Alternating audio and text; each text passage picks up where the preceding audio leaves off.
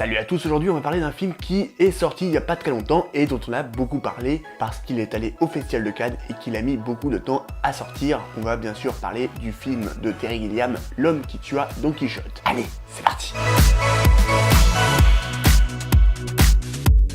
Le projet du film L'homme qui tua Don Quichotte remonte aux années 90. Et ouais, ça remonte à quelques années. C'est à ce moment-là que Terry Gilliam commence à émettre le souhait de vouloir réaliser un film sur Don Quichotte. Il en parle à un producteur, Jake Eberts, et il met quelques années à écrire une première version du scénario où Don Quichotte se retrouve dans un monde contemporain. Et c'est en 2000 que le tournage peut commencer, avec dans les rôles titres Jean Rochefort en Don Quichotte et Johnny Depp en Sancho Panza. Et ouais, le casting était quand même pas mal. Sauf que rien ne se passa comme prévu. Mais alors rien du tout. Premièrement, le lieu du tournage était situé près d'une base militaire où des avions de chasse décollaient. Pas très pratique pour faire des prises de son. Et comme si ça ne suffisait pas, des pluies diluviennes perturbent le tournage et endommagent le matériel. Et Jean Rochefort est contraint d'abandonner le tournage à cause d'une hernie discale. Bref, tout va mal. Du coup, le tournage est annulé et le projet est suspendu jusqu'à nouvel ordre. Et d'ailleurs, il y a un super documentaire qui devait être le making-of du film, qui retrace donc ce tournage laborieux et qui n'a pas pu se finir du coup. Ça s'appelle Lost in La Mancha, je vous conseille fortement d'aller le regarder, c'est super intéressant. Bref,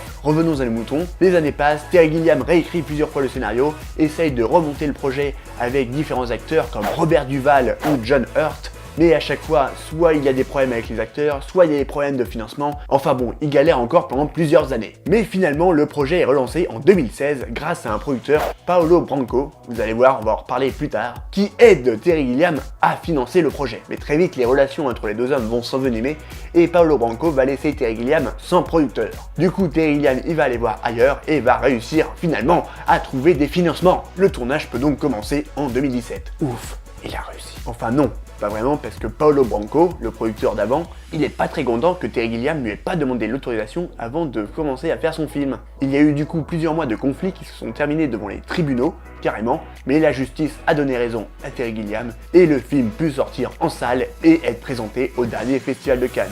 Tout est bien qui finit bien. Voilà. En tout cas, si cette histoire peut nous faire retenir une chose, c'est que contrairement à ce que beaucoup de gens pensent, il n'est pas facile de faire un film, même quand on s'appelle Terry Gilliam et qu'on est connu et reconnu dans le milieu. Voilà, c'est tout pour cette vidéo, j'espère qu'elle vous a plu. N'hésitez pas à réagir en commentaire et à me dire si vous avez des idées de vidéos, de formats, de films dont vous voulez que je parle. Je me ferai un plaisir de les lire et de vous répondre. D'ici là, portez-vous bien, mangez des frites, ciao!